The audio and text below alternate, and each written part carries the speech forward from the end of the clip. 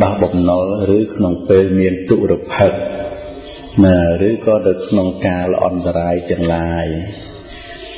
thăm đá cầm nọc để kê cọp tục không lốp đồng bay bây giờ ní ai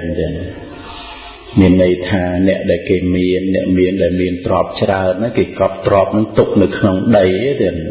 bây giờ cứ đồng bay ca phi ổn rải nở phê đáy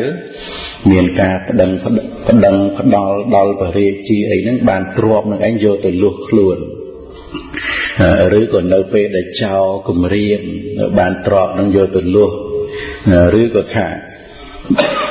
nơi phê để chuộc nơi tụ được hợp thầy sẽ cái đây sẽ đây liền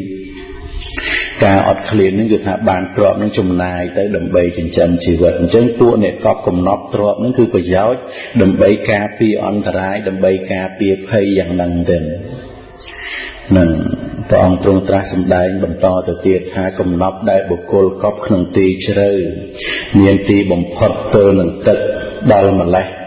កំណប់ទ្រព្យទាំងអស់នោះក៏មិនសម្រេចដល់បុគ្គលនោះសពកាលទេ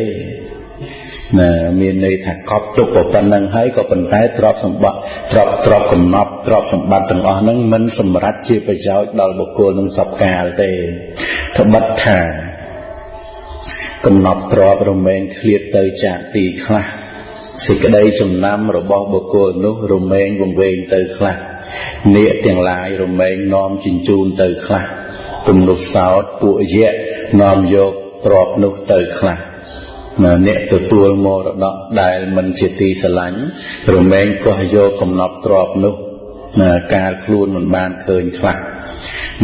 ខ្លួនអស់បន់ទៅវេលាណាកំណត់ទ្រព្យទាំងអស់នោះរមែងវិនិច្ឆ័យបាត់បង់ទៅក្នុងវេលានោះ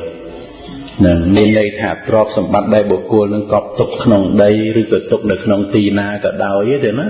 មានន័យថាទ្រព្យសម្បត្តិទាំងអស់ហ្នឹងដែលជារបស់ខាងក្រៅហ្នឹងមិនប្រកាសថាបានជា